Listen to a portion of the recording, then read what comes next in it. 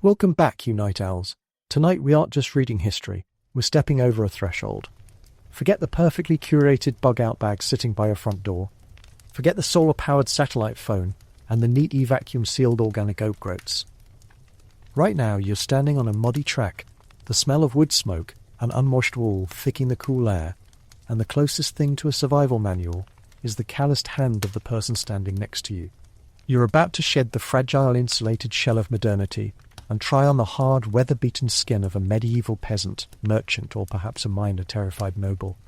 You're trying to figure out how to keep living when every day is a soft-focus, low-resolution emergency. Take a deep, slow breath. Feel the weight of that anxiety settling on you.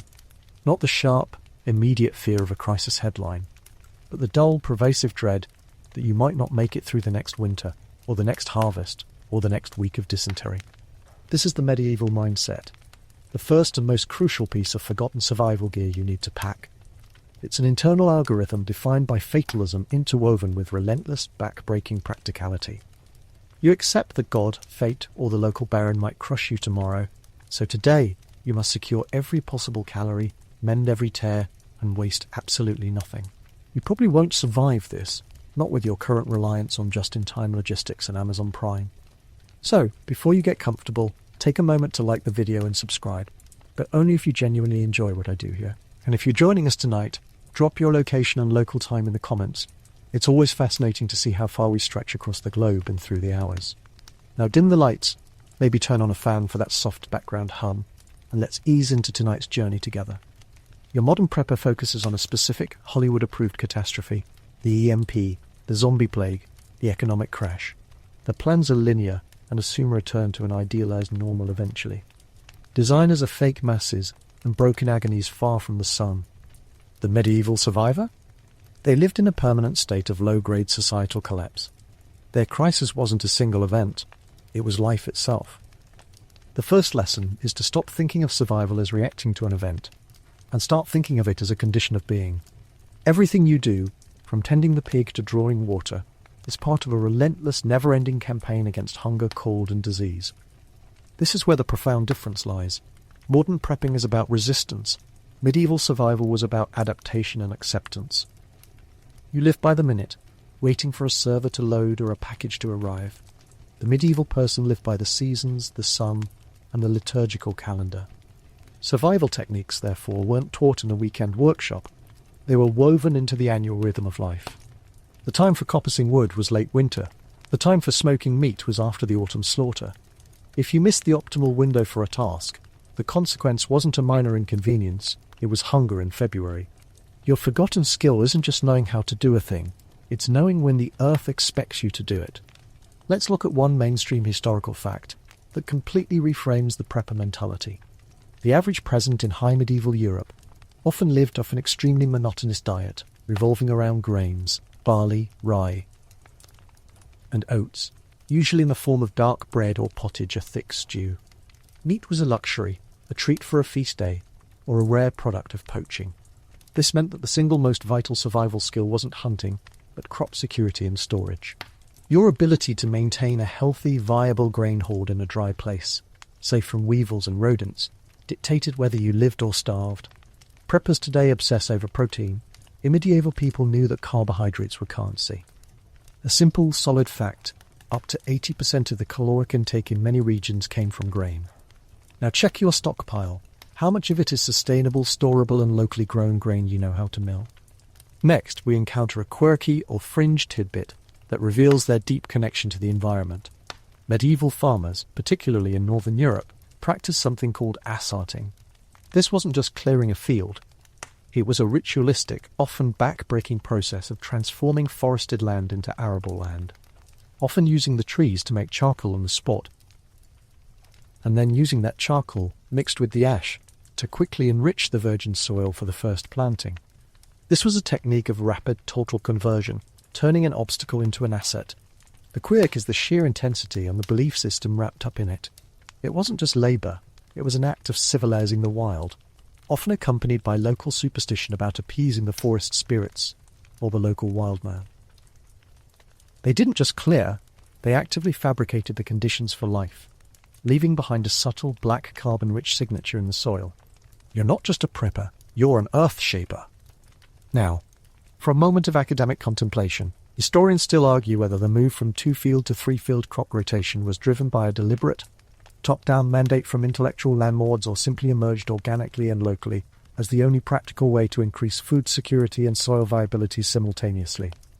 This debate is crucial for a modern prepper, because it asks, does the best survival system rely on a brilliant central planner, or is it a decentralized emergent solution handed out by generations of people just trying not to starve? When the grid goes down, the answer probably leans toward the latter, the wisdom of the collective, locally tested solution, not the perfect plan drawn up in an air-conditioned bunker. The most overlooked technique of all is community reliance, which sounds soft and fuzzy until you realize its brutal practicality. Survival was not an individual sport. If you were a single family hoarding supplies, you became a target. The medieval method was mutual obligation and shared risk. The village mill was protected by all because it served all. The communal oven was a shared asset. When a farmer's barn burned, the community helped rebuild it, not out of altruism, though, that existed, but because that farmer's loss reduced the entire village's margin of survival. Your modern individualism, your "I'll manage on my own" mentality, is in a long-term survival scenario a death sentence. The technique you must relearn is the delicate, difficult art of trust-building and reciprocal labour. Think about disease. You are protected by antibiotics and public health infrastructure you barely think about. Medieval life was a constant dance with unseen killers. This led to a set of survival protocols that seem eccentric today but were intensely logical then. For instance, the constant low-level burning of aromatic herbs like rosemary and sage wasn't just for scent, it was an early form of air purification and insect control. The medieval mind couldn't explain germ theory, but they could observe that people who lived near fresh-smelling smoke were sometimes less likely to fall ill than those living near stagnant cesspits. Their response to a pandemic wasn't a vaccine, it was isolation, burning and the intense cleaning or abandonment of infested objects. This is the low-tech quarantine model, and it's something your N95 mask and hand sanitizer cannot fully replace when the supply chain for those things is gone. The very concept of a tool was different. Your tool is a complex item, often made of plastic and specialized metals, meant for a single purpose.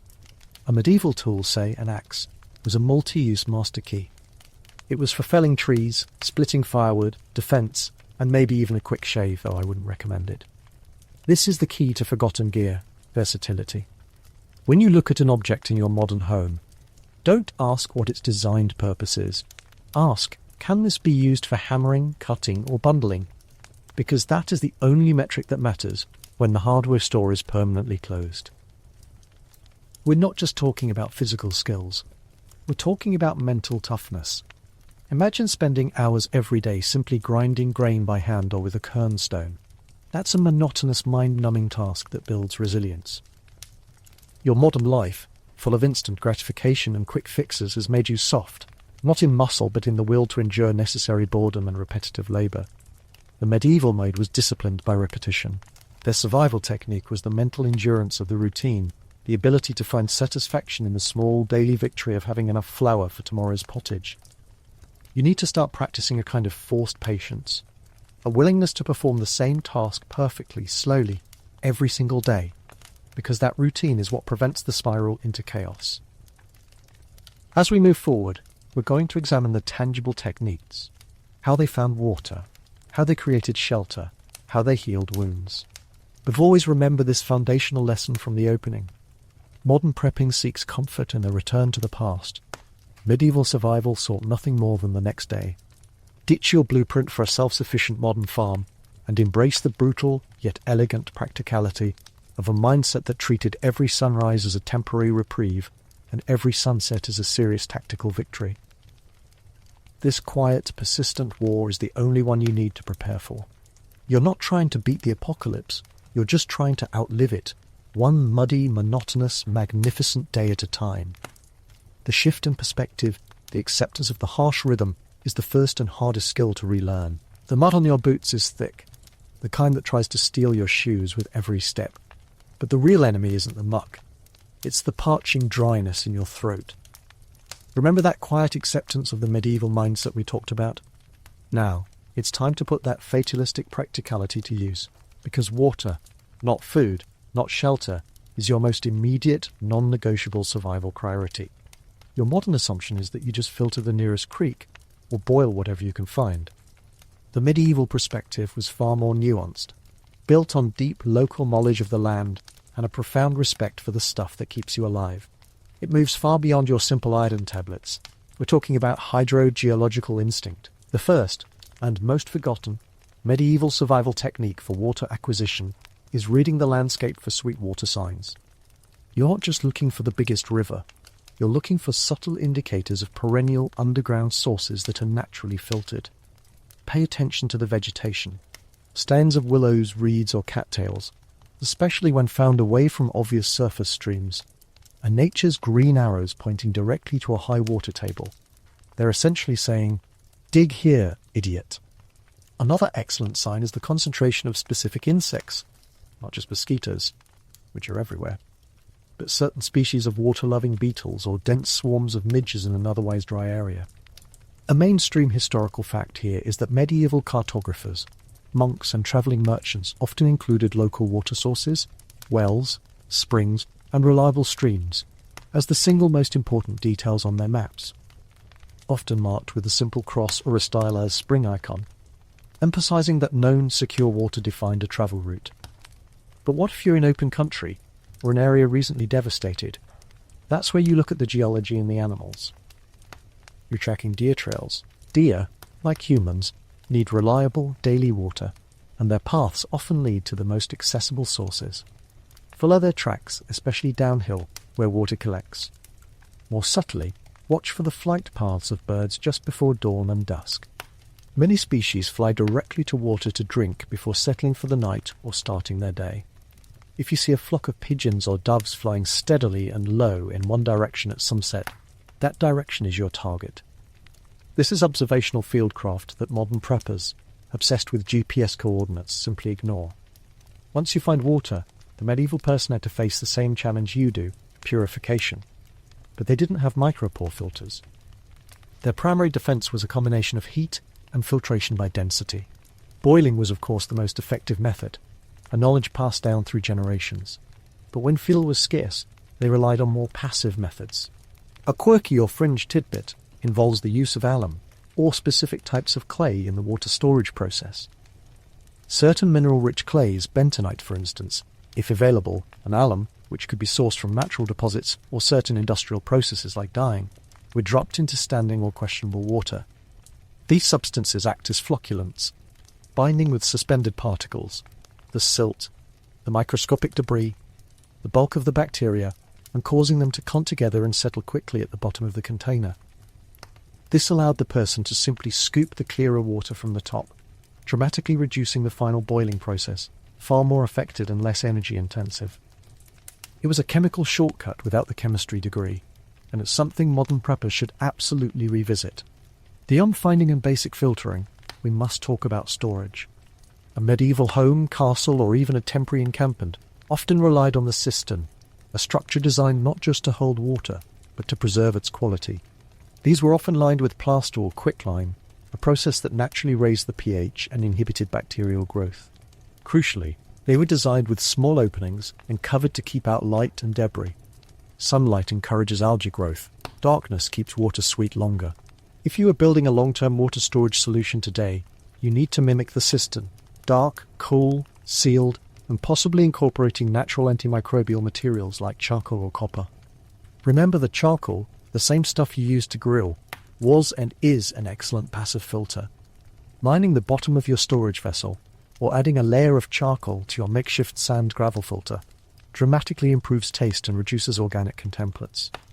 Now, let's look at the sophisticated engineering. Historians still argue whether the proliferation of medieval village wells, sometimes dug to extraordinary depths and often reinforced with complex timber or stone supports, was primarily a response to population pressure and the need for localized clean water, or if it was an expression of increased communal wealth and engineering pride.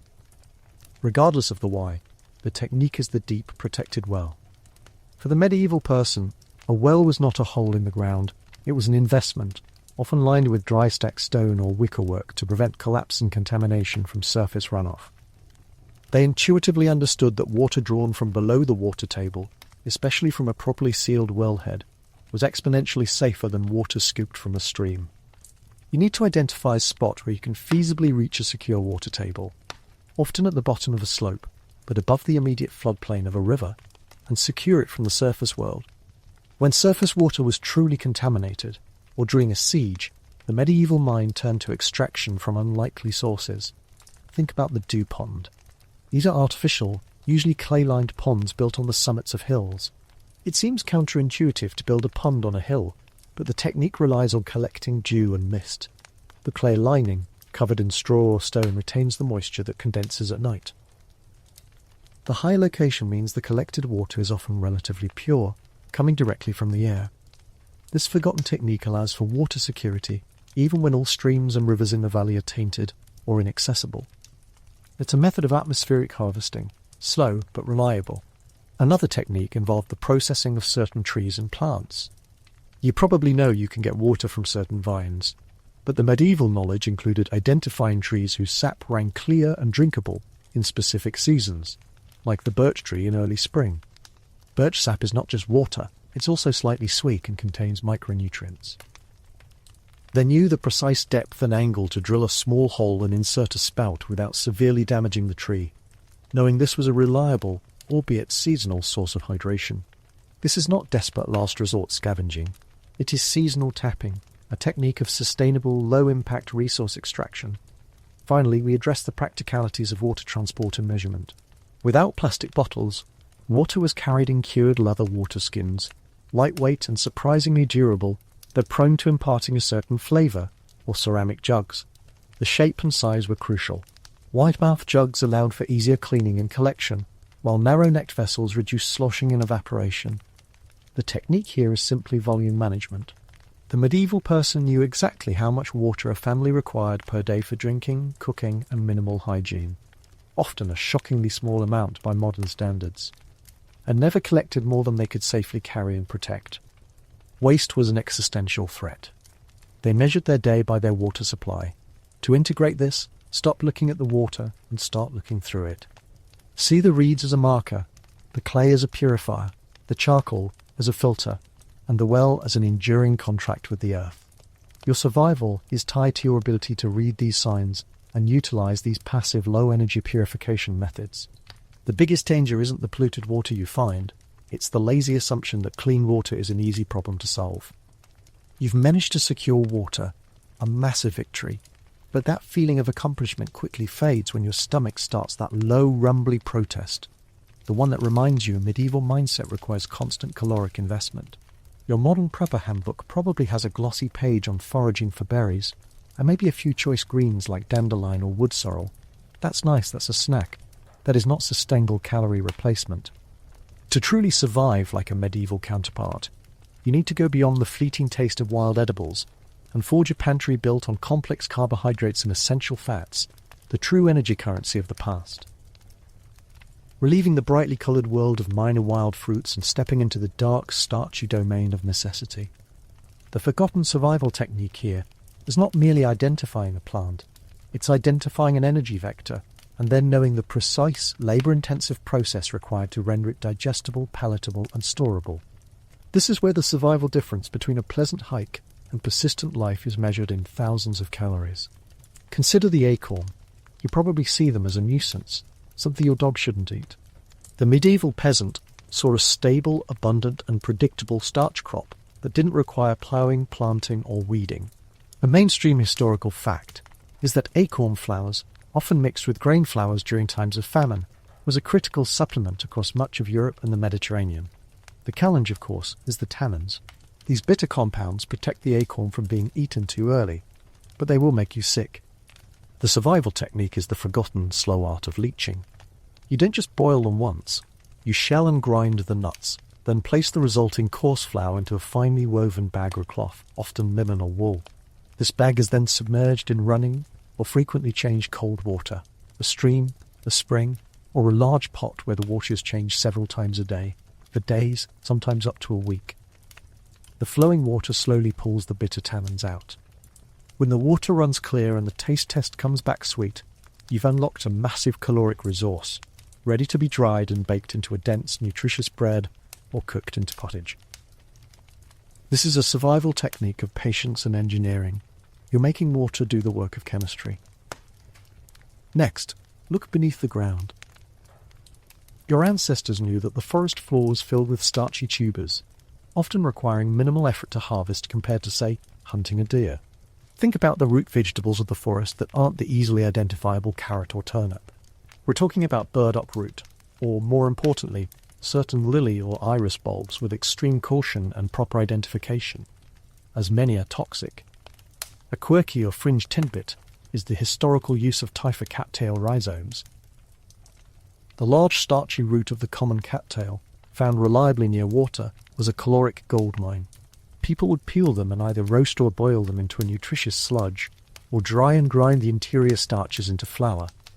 The quirk is that nearly every part of the plant, the pollen a protein-rich supplement, the young shoots a spring vegetable, and the rhizomes the staple starch, was utilised.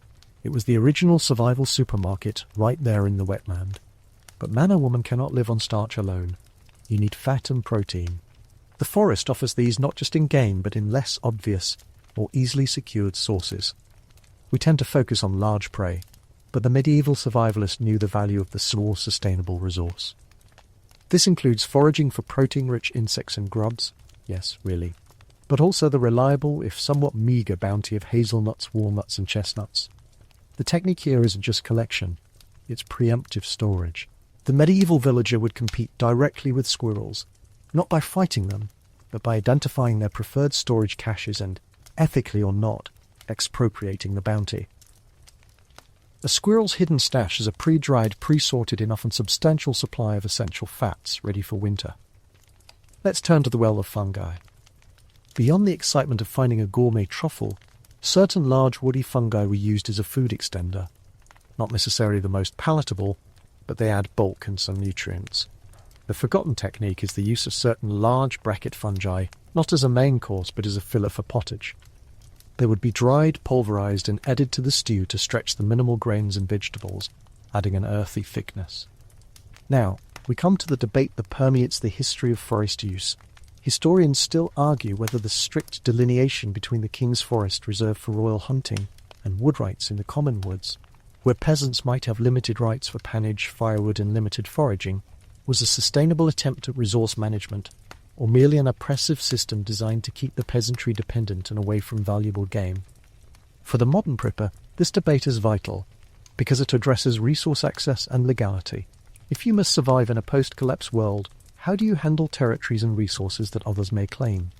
The lesson is that survival requires a clear and often covert understanding of local resource boundaries, and a strategy for extracting what you need without becoming a target for those with better arms or stronger local control. Let's not forget the salt and the sweet. Salt is essential not just for taste but for basic bodily function, and it's a crucial ingredient for the preservation techniques we'll cover later. Without access to sea salt or salt mines, the survival technique is to extract it from plants, a difficult but not impossible task. Certain marsh grasses, or even the ash from specific woods like oak or hickory, can be boiled down into concentrated brine, but this is a technique of last resort, requiring vast amounts of fuel and plant matter for a tiny yield. For sweetness, beyond wild honey a dangerous pursuit, the reliable resource was maple or birch tapping, a seasonal task we touched on for water, but one now pursued for the dense telluric syrup.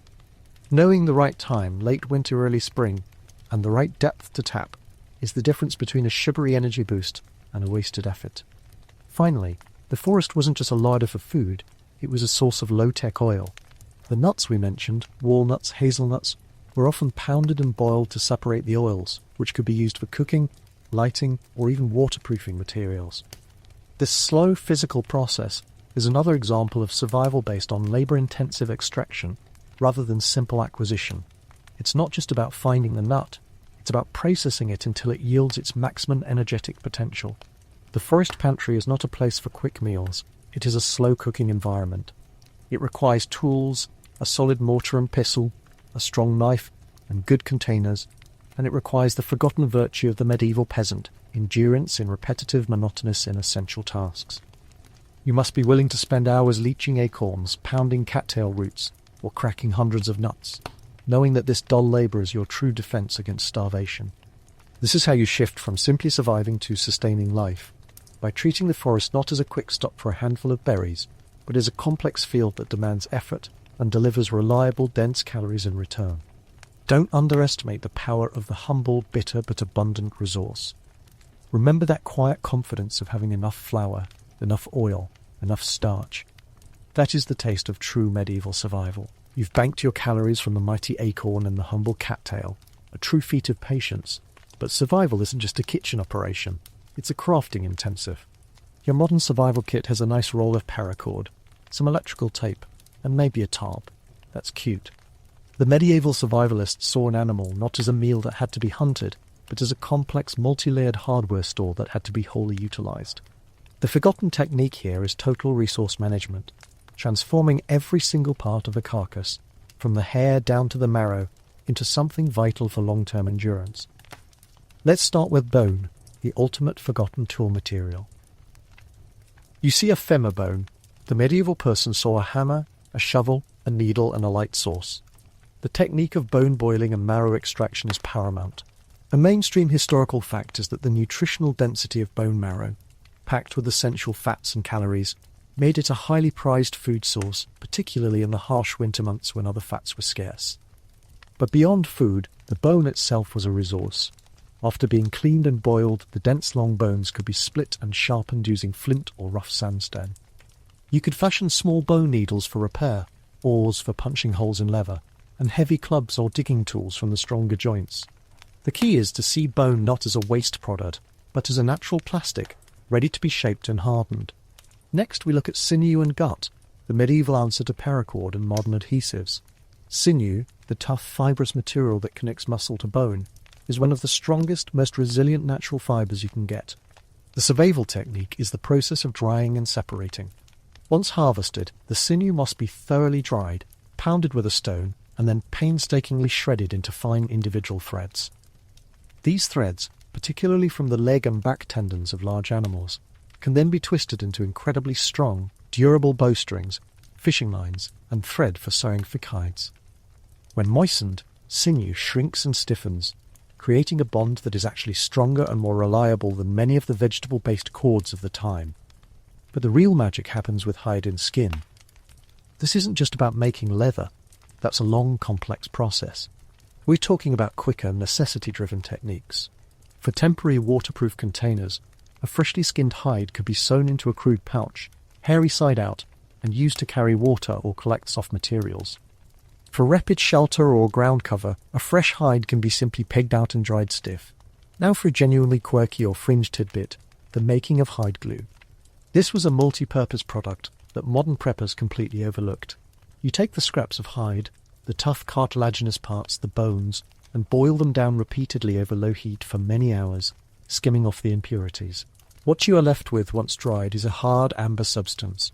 When needed, this dried glue is reheated with a little water and becomes an incredibly strong, flexible adhesive for repairing wood, binding feathers to arrows, fixing broken pottery if you had any, and generally holding together the chaotic survival existence. The quirk is that the best glue is often made from the parts we find most repulsive today: the feet, the joints, and the head casings. This process embodies the medieval ethos of total utilization. The most critical and challenging technique is tanning and curing hides for clothing and durable goods. Forget chemical tanners. Your options are brain tanning and smoke curing. Brain tanning, using the animal's own brain matter, which is naturally rich in lecithin and oils, is an ancient and effective method. You rub the emulsified brain matter into the scraped hide, which breaks down the fibers, making the leather soft and pliable when dried. It sounds messy, and it is, but it's a readily available, guaranteed resource. Smoke curing, done by exposing the hide to a dense, smoky fire, helps waterproof the leather and imparts a distinct smell that is often disliked by certain pests and insects. The hide becomes your most reliable resource: boots, belts, pouches, and durable thermal clothing, which we'll cover in depth later. But what about the truly overlooked products? Brothers and intestines, these were scraped, cleaned, and inflated or dried to create waterproof bottles or pouches for carrying precious liquids or for storing fine powders like ground herbs. They were also used as window coverings, letting in a dim, translucent light while keeping out the elements. This is the medieval version of saran wrap and thin plastic sheeting. Hair and wool. Even the coarse hair of a wild boar or a deer was collected. It could be used to stuff cushions, insulate the walls of a wattle and daub hut, or be mixed with clay as a binder for primitive plasterwork, helping to prevent the clay from cracking as it dried. This acts like natural fibre lace, giving your construction materials tensile strength. This leads us to the scholarly debate. Historians still argue whether the high value placed on furs and hides in medieval Europe led to early, localized practices of sustainable hunting and trapping, where hunters might manage the population to ensure a continuous supply, or if the demand simply fueled relentless, short-sighted exploitation of animal resources, leading to the local extinction of certain species in some areas. For the modern prepper, this debate is crucial because it forces you to confront the ethics of resource use. Are you simply taking what you need for today, or are you practicing a sustainable culling that ensures a resource pool for your children? The medieval lesson is that a steady supply of small resources is better than a one-off feast of a large one. To fully integrate these techniques, you must approach the remains of an animal with respect and calculation. You're not discarding 80% of the resource, as is common in modern hunting. You are using the fat for light and cooking, the bones for tools, the sinew for thread, the hide for clothing, and the internal organs for containers. This mindset of zero-waste utility is the most powerful survival technique of all. It ensures that the cost of your caloric investment, the energy spent hunting, yields the maximum return in terms of food, tools, and long-term security. Every ounce of resource must serve a purpose, a principle that underpinned the entire economic reality of the forgotten medieval world. Your kit isn't what you bought, it's what you created from what others threw away. With your bone tools fashioned and your water skins filled, remember that careful leaching of the acorns, your thoughts must inevitably turn from immediate consumables to enduring security. Your modern prepper mindset probably envisions a reinforced concrete bunker or high-tech prefab cabin. The medieval survivalist, especially when transient or facing a rapid crisis, knew better. The forgotten technique is rapid, structurally sound integration with the landscape, where your shelter isn't built on the environment, but of it. We are focusing here on the quick, vital structures that provide immediate, life-saving insulation and defense against the elements, and more importantly, against opportunistic threats. The first most vital lesson is to prioritize insulation over architecture. A small, well-insulated, slightly damp hovel is infinitely superior to a draughty, spacious palace. The core technique here is wattle and daub, a method that provided the backbone for countless medieval peasant homes and temporary field structures. Wattle is the framework, a dense latticework of thin, flexible branches. Hazel or willow were favourites, woven tightly between stouter upright poles. Daub is the plaster, a thick mixture of readily available local materials. Clay, mud, sand, straw, and often animal dung or hair. Remember that hair and wool from Session 4, the natural fibre guards, applied thickly over the wattle. The forgotten survival application of wattle and daub is its speed and efficacy in a crisis. You don't need a perfectly constructed wall, you need a thermal envelope. Even a crude, hastily erected frame plastered with a thick layer of mud and straw, the daub acts as a fantastic thermal mass, instantly provides superior protection against wind and cold compared to a tent or a lean-to. A mainstream historical fact is that wattle and daub was so prevalent and effective that it was used in both the common village hut and the upper stories of many timber-framed townhouses throughout the period, proving its structural and insulative viability across class lines. Now, let's address the foundation and the roof. To avoid the damp and associated diseases, a necessary caution given the hygiene we'll discuss later, your shelter must be raised. The medieval method was the use of sill beams, or a low stone course to lift the timber frame slightly off the ground, preventing the capillary action of ground moisture from rotting the base of the wood. If stone wasn't available, a thick layer of gravel or tightly packed dry earth served as a rudimentary vapour barrier. For the roof, the technique is thatching, but not the neat professional kind. The survival method is hasty, thick reed or straw layering. The key is depth and pitch. You need a steep pitch, often 45 degrees or more, so water runs off quickly. Then, you layer the dry material, reeds, sedges, or long grass, in thick overlapping courses, held down by rope or thin wooden spars battens. The forgotten tip here is to incorporate a layer of moss or turf beneath the final thatching layer. This heavy, compact material, provides excellent insulation, and is naturally resistant to embers and sparks from a cooking fire, acting as a primitive fire break. A truly quirky or fringe tidbit concerns the medieval technique of utilizing existing terrain features for sunken or pit houses in northern climes. These structures, known as Grubenhäuser in some areas, weren't permanent dwellings but were often used as workshops, storage pits, or temporary shelters. The technique involved digging a shallow pit, say 3 by 4 meters and 1 meter deep, lining the walls with wattle or rough timber, and then constructing a simple low roof over the top, often at ground level. The quirk: the earth you excavated, once piled around the outside of the low walls, acts as perfect, instant insulation, and also serves as camouflage. You are using the earth itself as your main building material and thermal regulator. This dramatically cuts down on the amount of wood needed and provides inherent protection from wind and sight lines, a valuable defence. In terms of defence, the medieval structure often incorporated subtle security measures. These weren't castles, but they weren't defenceless either. The doors were often small, built of heavy, thick wood, and reinforced with horizontal wooden bars dropped into slots, a simple barricading system. Windows, if they existed at all, were tiny, set high, and either covered with stretched intestine, remember that use from the last section, or fitted with tight vertical wooden slats that allowed in minimal light but prevented a human body from passing through. The survival lesson: security is often proportional to discomfort. The historians still argue whether the shift from the largely circular houses of early medieval Europe to the more common rectangular longhouses, which could be expanded more easily and were structurally simpler to roof, was driven by an optimization for structural timber framing techniques, or if it was a social evolution reflecting changing family structures and the need for easier partitioning of space within the shelter. For the modern prepper, this translates directly to your choice of design. Are you prioritizing structural efficiency and ease of construction, the rectangular straight line, or are you focusing on material economy and wind resistance, the circular structure? The circular form requires less material for a given internal volume, but the rectangular form is easier to partition and expand as your community grows. The key to all of this forgotten architecture is thermal mass. When you build with thick mud, clay and earth, you are creating a material that absorbs heat during the day from the sun or your fire and slowly releases it at night, preventing rapid temperature swings. This allows you to survive the intense cold and, equally importantly, the heat of the day with far less effort spent on constantly feeding a fire or managing ventilation. Your survival structure must be a regulator, not just a shield. Finally, a quick note on the hearth. The fire was almost always placed centrally in the main chamber, not only for warmth, but also because the smoke rising and clinging to the roof and walls provided an extra layer of insulation and natural pest control. The smoke discouraged insects and helped dry the structural wood. Your modern tendency is to vent all smoke perfectly outside. The medieval instinct was to utilize the smoke as a structural and defensive asset, even if it meant a lower quality atmosphere inside.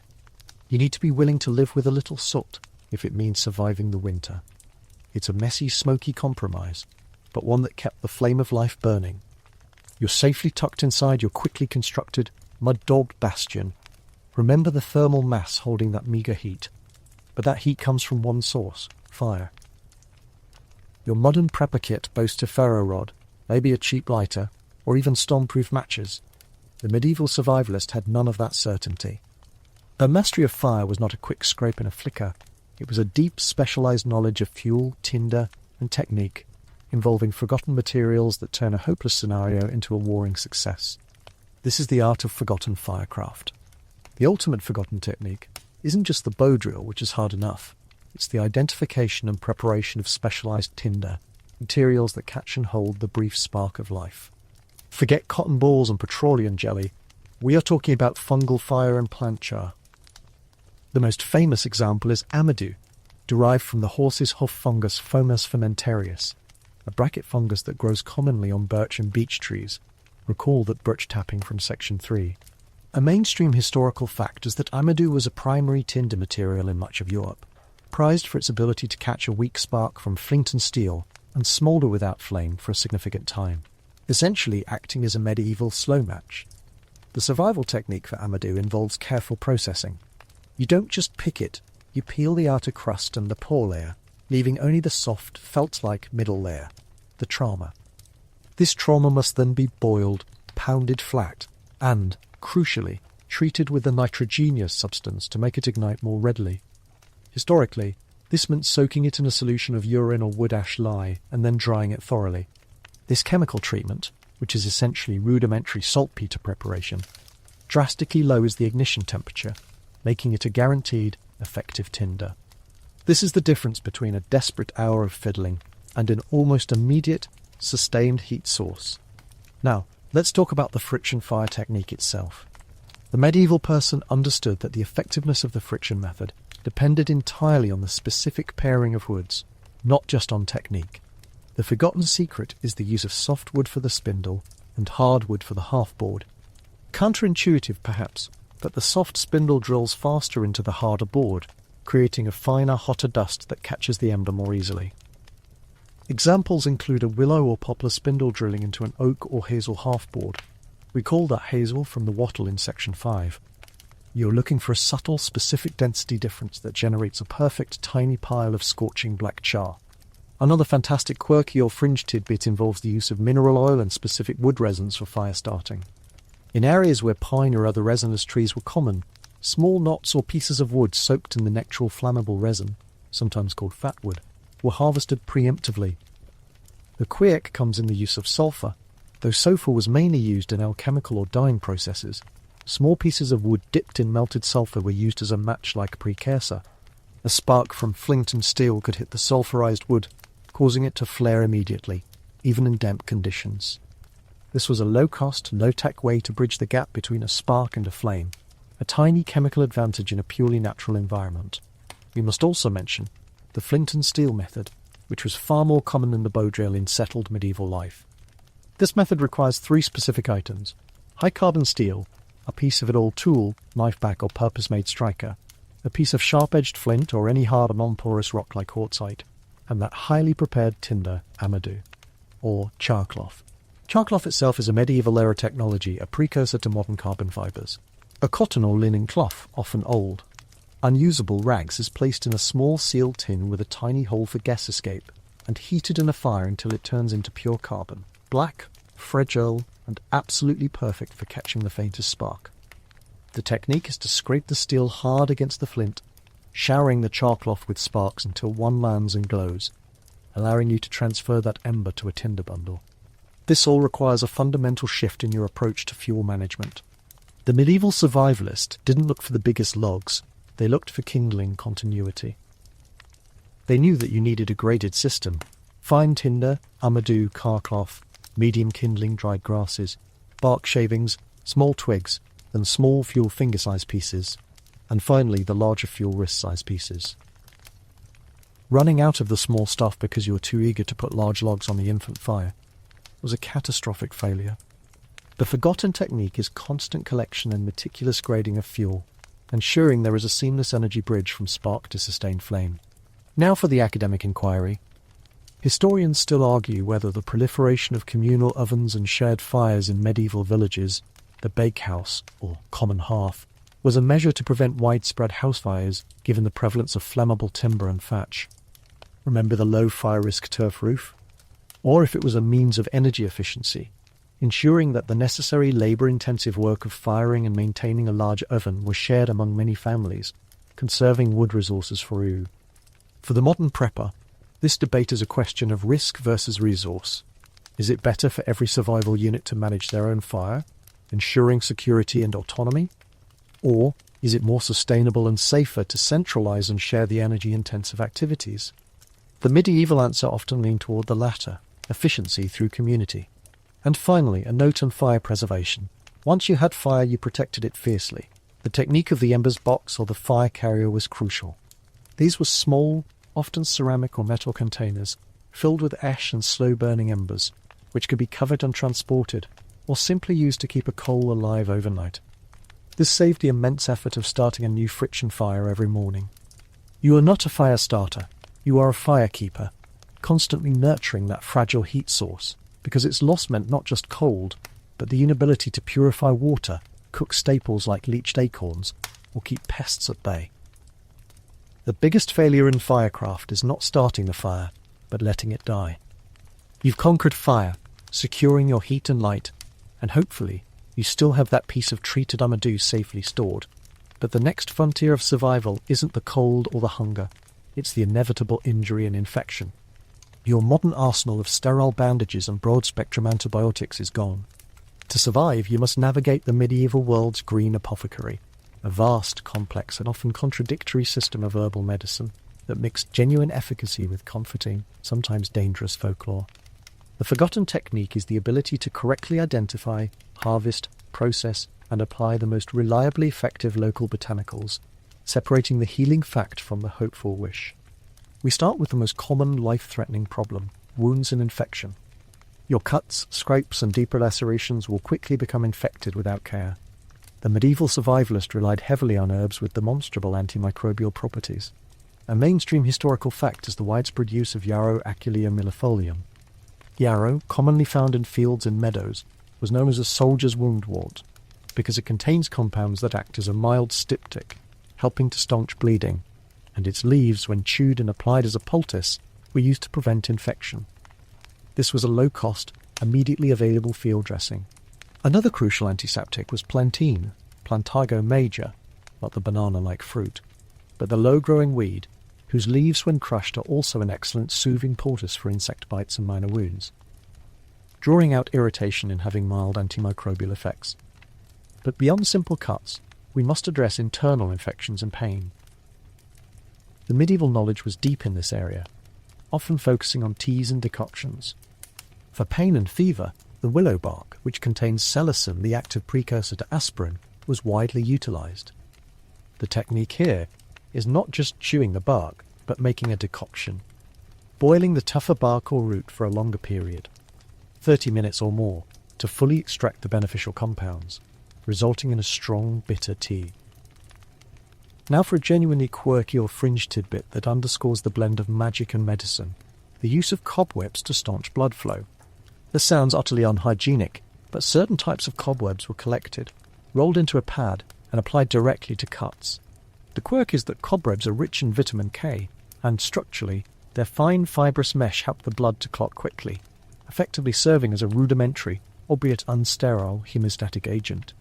Well, we now know the dangers of applying something potentially dirty to an open wound. The short-term effectiveness for superficial bleeding meant this technique persisted for centuries in the field. A desperate measure, perhaps, but one that was routinely relied upon. The forgotten skill extends to digestive issues, which were rampant given the poor sanitation, a theme we'll revisit. Dysentery and stomach sickness could kill faster than a deep wound. The medieval cure involved bitter, astringent herbs to calm the gut.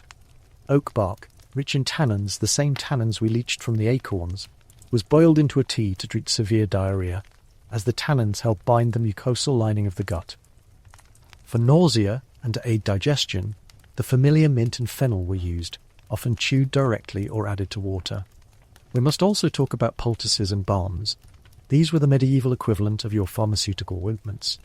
A common balm was made by infusing herbs like marigold, calendula, or St. John's wort in animal fat like lard or tallow. A perfect use for the fats rendered from bone, remember that zero-waste utility. Creating a soothing, protective salve for chapped skin, burns, and minor irritations. The forgotten technique is infusion time, allowing the herbs to steep in the warm but not boiling fat for many hours or even days to ensure maximum potency transfer. This brings us to the crucial academic question.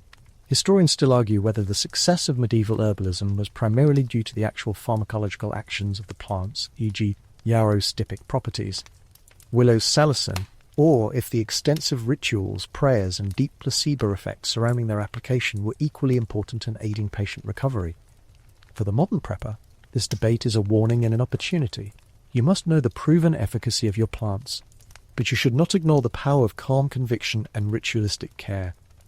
Even just washing the wound thoroughly, in treating the sick and injured. Your demeanour and confidence are part of the cure when the pill bottle is empty. Finally, a serious caution. The medieval apothecary relied on some genuinely toxic plants, like foxglove digitalis for heart conditions, or henbane for strong pain relief. His therapeutic and lethal doses were separated by a razor's edge. The survival lesson here is, stick to the basics with wide margins for error. The most effective medieval medical practice wasn't fancy potions. It was rest, simple nutrition like thin broth, and basic clean care for the wound or ailment, letting the body's own immune system do the heavy lifting. Supported by the reliable botanicals, your power lies on the reliable greens, not the deadly flowers. You've patched yourself up with plantain poultices and yarrow, a testament to the green apothecary, and now perhaps you must move. Your modern instinct is to pull out a phone and check a map, relying on invisible satellites that may or may not be functioning in our scenario. The medieval survivalist knew that the only truly reliable guides were the sun, the stars, and the subtle markers of the human and natural world. The forgotten technique is terrestrial and celestial pattern recognition, an absolute mastery of directional signs that requires no batteries, no signal, and no complex geometry. We begin with the most immediate and accessible tool, the sun and the shadow. You know the sun rises generally in the east and sets generally in the west, but to use it for precise navigation, you need the stick and shadow method, a simple form of sundial. A mainstream historical fact is that the concept of the sundial and tracking shadow movement was well established in the medieval period, often mounted on churches or carried as small personal instruments called horologia or pocket dials. For the survivalist, the technique is simpler. Drive a straight stick the knob on into level ground, mark the tip of its shadow, wait about 15 minutes and mark the new tip. A line drawn between these two marks is approximately east-west, the first mark being the earlier western edge of the shadow's movement. A line perpendicular to that is north-south. This simple geometry instantly gives you the 4 cardinal directions with sufficient accuracy for cross-country travel. But what if the sun is obscured, or you need to travel on a cloudy day? The medieval person utilized St. Joseph's staff or the North Star Polaris. On a clear night, the technique of finding Polaris is the primary skill. Locate the Big Dipper part of Ursa Major. Follow the 2 stars at the end of the Dipper's cup, the pointers. Across the sky they point directly to Polaris. Polaris sits almost exactly over the North Pole, meaning if you face it, you're facing true north. Once north is established, the other directions fall into place. A quirky or fringe tidbit concerns the medieval reliance on the natural accumulation of moss and lichen for direction. While the common folklore that moss only grows on the north side of a tree is a gross oversimplification, local humidity and shade are often bigger factors. The more sophisticated medieval survivalist looked for macro patterns. They noted that in a vast open forest, with a consistent prevailing wind or sun exposure, the south side of trees would have drier, thicker bark and fewer clinging growths due to greater sun exposure, while the north and northeast sides would retain more moisture, leading to denser and wider patches of moss, especially in valleys or humid areas. The quirk is that this was always cross-referenced with local knowledge. It wasn't a universal rule, but a clue to be added to the navigational calculus. They weren't looking for a compass, but for microclimate evidence.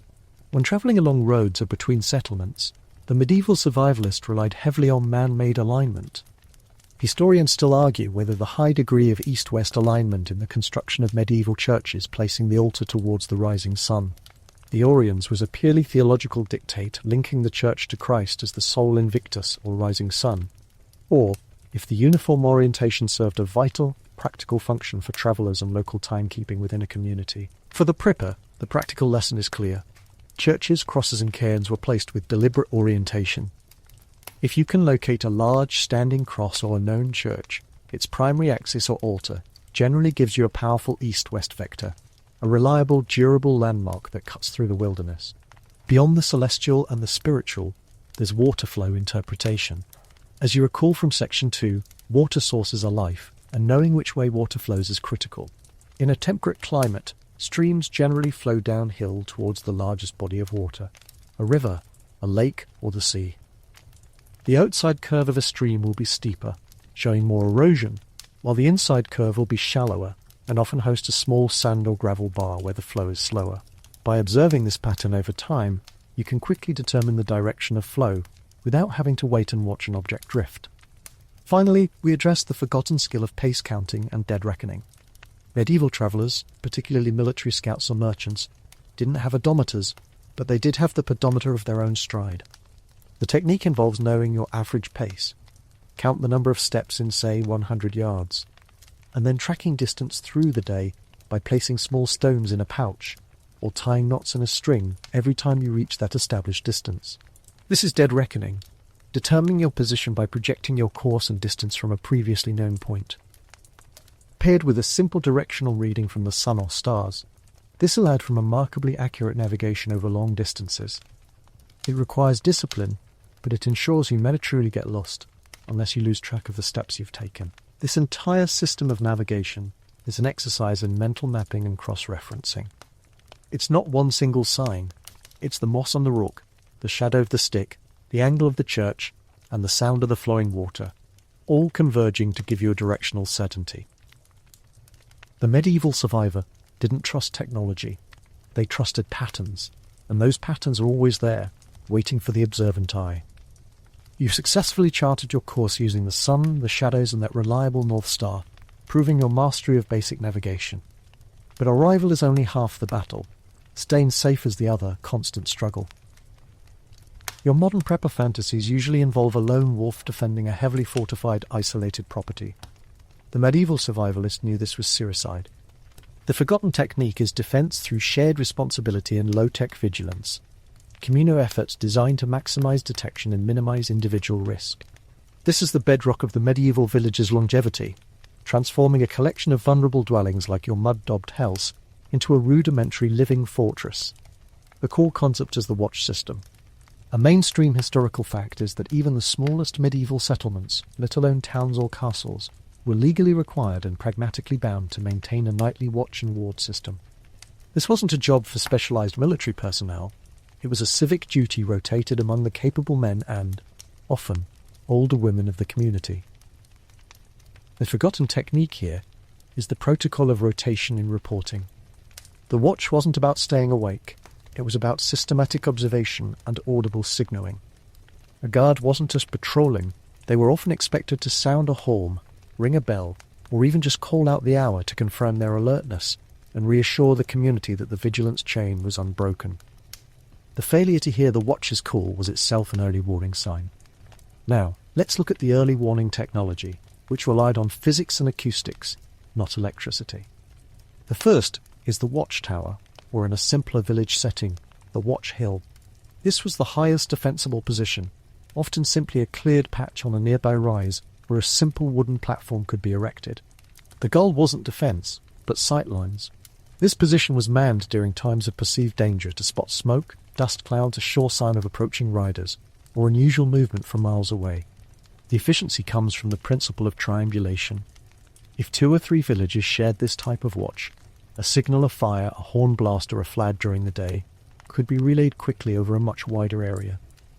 A truly quirky or fringe tidbit involves the use of geese, dogs, and bells as alarm systems. While the famous gaggle of the capital story is Roman, the medieval appreciation for the highly alert and territorial nature of certain animals was paramount. Geese, with their keen eyesight, aggressive nature, and loud distinctive alarm call, were often kept near gates or key entry points. But more subtly, simple tripwire alarms were used around the perimeter of an encampment or village. These were not complex traps, but simple strings tied low to the ground and attached to a collection of dry objects, or, more effectively, to a small suspended bell near the watchpost. The noise of a startled animal or an intrusive person snapping the wire and ringing the bell gave the vital seconds needed for reaction. The quirk lies in the combination of biological and simple mechanical vigilance. For physical defense, the forgotten method is hastily prepared defenses. You are building a castle wall, but you are creating barriers that channel and slow an enemy. The most effective method for a village was the creation of a palisade, a wall of sharpened logs sunk into the earth and laced together. The forgotten technique is to bury the pointed ends just below ground level, at odd angles, creating a low, invisible obstacle that severely hampers a frontal rush by horses or men. Combined with a shallow, often overgrown ditch or fosse, these defences transformed the environment into an obstacle course, forcing the enemy to slow down and expose themselves to missile fire or concentrated counterattack. This brings us to the profound debate.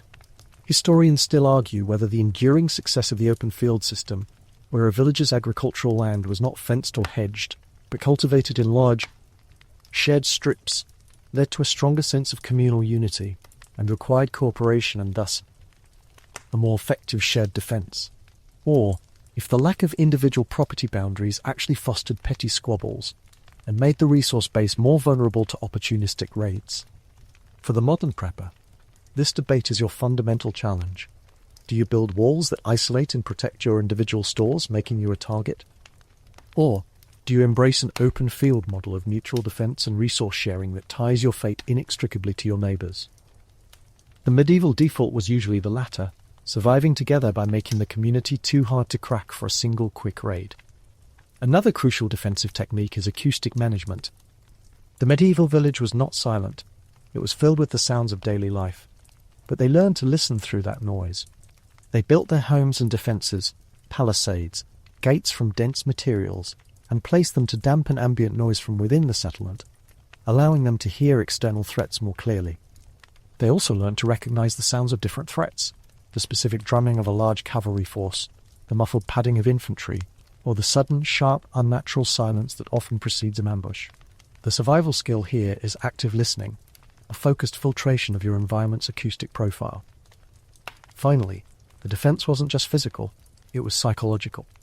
The forgotten technique is visual and auditory deterrence. Loud horns, deliberately large bonfires on the watch hill to make the settlement appear larger and more alert, and the visible presence of armed, even crudely armed watchers were all employed to project an image of preparedness. Most opportunistic attackers seek easy targets. The medieval survival strategy was to make the effort required to attack look too high for the potential reward. They were masters of perceived strength, leveraging fear to keep the peace. The greatest defense is the one that never has to be used. You've mastered community defense, keeping the watch and ward with your neighbors. But what good is security if your food stores rot? Your modern prepper kit relies on expensive, bulky, freeze-dried meals, assuming a cold, dry, stable environment and industrial packaging. The medieval survivalist had no such luxury. The forgotten technique is controlled decomposition, turning perishable harvests into stable, nutritionally dense staples through a deep mastery of fermentation, salting, and smoking. You need to cultivate an iron stomach capable of consuming foods preserved by methods that scare the modern palate, because this is the only way to beat the clock of spoilage. We must start with salting and brining, the king of non-refrigerated preservation. A mainstream historical fact is that the control and trade of salt was absolutely crucial to medieval society, often used as currency, hence the word salary, because it was the only reliable way to preserve meat, pork especially, and fish for long periods. The technique is not just sprinkling salt on meat, it's dry curing. You need to rub the cuts of meat with a massive amount of salt, sometimes mixed with herbs, pressing out the moisture and drawing the fluid from the cellular structure. The meat is then stored in a cool, dry place, often packed densely in barrels under a layer of lard or grease. Remember that rendered animal fat from Section 4? Another use. The survival lesson? Salt is an investment more valuable than gold when the weather turns warm. Next is fermentation, which is controlled spoiling that generates beneficial acids that act as preservatives. This applies equally to vegetables and grains. Think about sauerkraut or the various forms of pickled vegetables. The medieval technique for this involves lactofermentation, a low-tech method that simply requires vegetables, cabbage, root vegetables like carrots, or even wild greens to be pounded or chopped and submerged in their own juices or a simple brine, salt and water.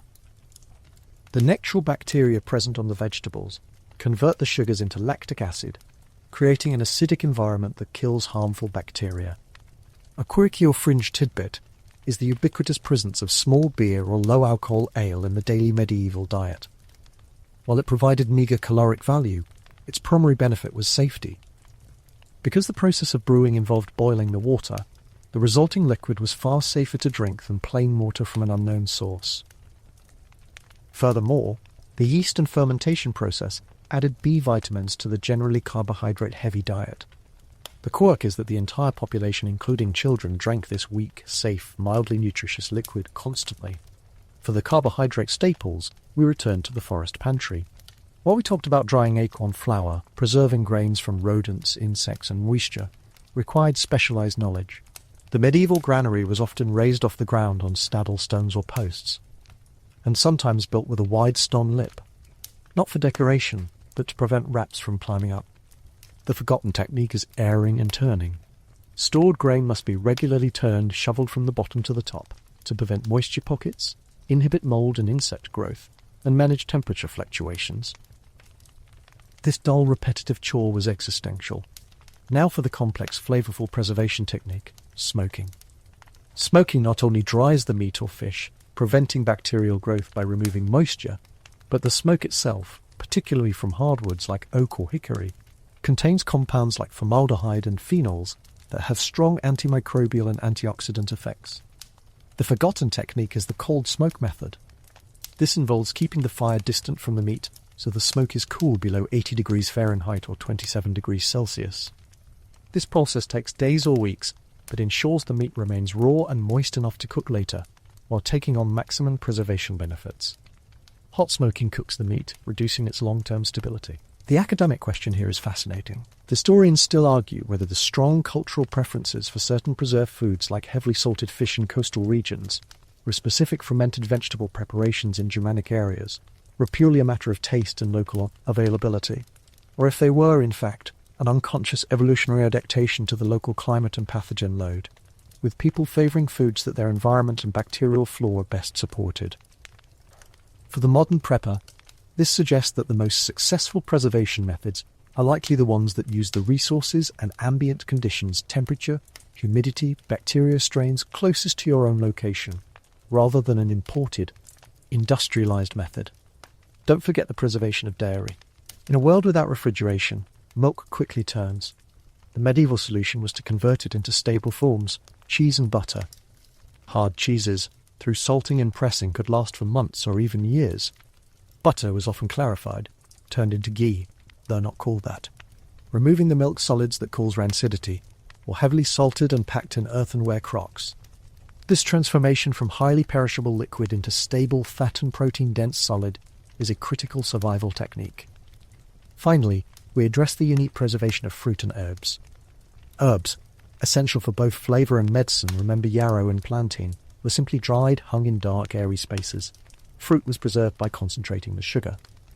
This was done by simply cooking fruit down into a thick, concentrated paste, or by storing it in honey or boiled syrup, creating a jam-like preserve that resists spoilage due to its high sugar content and low water activity. The Orion stomach wasn't just about what you ate. It was about the rigorous, multi-step process of preservation that turned fleeting resources into enduring assets, a process that required foresight, patience, and a constant supply of salt.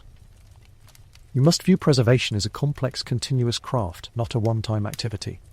You fed your iron stomach with salted meats and fermented cabbage, securing your internal energy, but the external environment remains a threat. Your modern prepper solution might be expensive synthetic fleeces and waterproof membranes. The medieval survivalist had something far better and far more sustainable, a deep, intuitive understanding of natural fibre performance and the forgotten art of effective layering. The ultimate technique here is not about a single garment, but about creating a microclimate next to your skin using materials that manage moisture, trap heat, and endure endless wear. We start with the base layer, the forgotten foundation of medieval warmth. You might think of it as scratchy wool, but the most important fabric next to the skin was linen.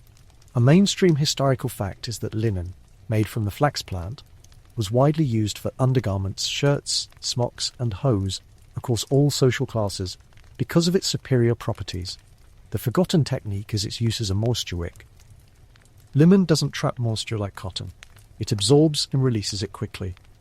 In a survival scenario, where you are exerting yourself coppicing wood, grinding acorns, and sweating, a linen base layer draws that perspiration away from your skin. This is vital, because wet skin loses heat 25 times faster than dry skin.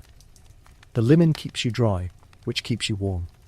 You must swap your modern focus on external waterproofing for the medieval focus on internal moisture management. Next comes the insulation layer, wool. This is the workhorse of medieval thermal survival. Wool's prized because it can insulate even when damp, a property almost no modern synthetic can match without specialized treatment. The forgotten technique is density and weave selection. For external garments and colder periods, the wool was often fulled a process of beating and wetting the cloth, to shrink and thicken the fibres, to make it almost windproof and naturally water repellent. The fibres swell and compress. For the inner insulation layers, a looser weave was preferred to maximize the amount of air trapped between the fibres.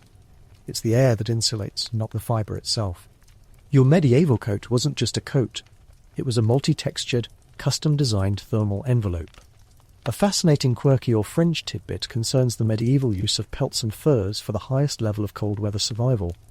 While you might associate this with nobility, the peasant often utilised the pelts of smaller common animals, rabbits, squirrels, even dogs. Remember that zero waste principle for lining their clothing. The quirk is the use of the hair side in technique. Modern coats often have the fur on the outside for aesthetics. The medieval survivalist knew that placing the fur against the body maximised the trapped air layer and dramatically improved insulation. Furthermore, the leather side on the exterior provided a wind-breaking layer, much like a modern shell. It's an immediate, practical application of the hides you processed back in Section 4. The outer layer was designed for durability and wind resistance. Often this was the thickest, hardest-wearing wool, sometimes treated with natural oils or waxes such as beeswax, or rendered animal fat to enhance its water-shedding capabilities. This is the low-tech membrane that protects the insulating air trapped in the inner wool and the wicking action of the linen. The clothing system is therefore a three-part machine. Linen wicks, wool insulates, treated wool hide protects. The layered system leads us to the scholarly debate. Historians still argue whether the strong social stratification reflected in medieval clothing, the colour dyeing was expensive, the cut requiring more fabric, and the materials silks for the elite, rough wool for the commoner, actually led to less effective total warmth and survival capability for the upper classes. A wealthy noble wearing restrictive, brightly coloured, heavily ornamented silk and thin wool might in fact have been less thermally secure than a peasant, wrapped in durable, functional, thick, undyed grey fulled wool and rabbit-lined mitts. For the modern prepper, this debate is a clear lesson. Function absolutely must override form. The best survival clothing is the most effective and the most repairable, not the most aesthetically pleasing or expensive. Don't forget the extremities. The medieval person understood that hands, feet and head are your thermal radiators. For the feet, the forgotten technique is foot wraps or pedulas. Well, here's a long seasoned book. Before the widespread use of tailored socks, strips of linen or wool were tightly wrapped around the feet to absorb sweat and add insulation inside the leather boots. This simple technique provides better thermal regulation and wear management than a simple pair of socks, as the wrapping can be adjusted or replaced piecemeal. For the head, hoods were ubiquitous, often built into the outer garment, designed to be pulled over the head and shoulders, preventing up to 40% of body heat loss. Finally, the maintenance technique, repair and patch. Since clothing was a major lifetime investment, the skill of mending and darning was mandatory. Every tear, every worn spot, was immediately patched and reinforced with sinew thread. Remember that incredibly strong material from Section 4, or waxed linen thread. The ability to keep your clothing in constant prime repair is perhaps the most forgotten survival technique of all, ensuring your thermal envelope remains intact and functional for years. Medieval clothing was not disposable, it was a resource to be protected. You're wrapped in your wool and linen microclimate, safe from the elements, a testament to the power of natural fibres and smart layering. But clothing, like food, requires constant maintenance, and the true mark of a medieval survivalist is the ability to create and repair the tools needed for their existence. Your modern gear often fails because it's specialised and non-repairable. The forgotten technique is resourceful fabrication in the multi-purpose mentality, seeing the raw potential in rock, wood and bone. Remember those awls from Section 4? To quickly forge the implements of daily survival under the shadow of the now silent smithy. We start with the most essential, constantly needed tool, the knife. Without access to high-quality steel now that the blacksmith is out of business, your survival depends on lithic technology, the crafting of stone implements. The forgotten technique here is pressure flaking, taking a piece of flint, chert or obsidian and using a pointed piece of antler or a hardwood stick, the pressure flaker, precisely chipping off small flakes to create an incredibly sharp edge. This doesn't produce a durable, long-term knife, but it creates a disposable, razor-sharp edge capable of processing game, scraping hides and carving wood. This is a skill of reverting to the Paleolithic when the medieval age fails you. The advantage is that the raw material is often abundant, and the technique, while requiring practice, can yield immediate results. For heavy-duty tasks like splitting wood, breaking bone or hammering, the medieval survivalist relied on stone and wood hafting. You aren't forging a steel axe, you're making a grooved stone axe or a wooden maul. The technique involves finding a dense, hard piece of river stone, shaping it crudely, and then laboriously grinding a shallow groove around its perimeter. A strong, flexible piece of wood is then split, the stone is placed in the split, and the wood is tightly bound with wet sinew or rawhide, the best natural epoxy, remember. As the sinew dries, it contracts, forming an incredibly strong, non-slipping bond between the handle and the head. The key is the tension created by the drying sinew. A mainstream historical fact is the widespread reliance on coppicing and pollarding in the medieval management of forests. This was not just about harvesting wood.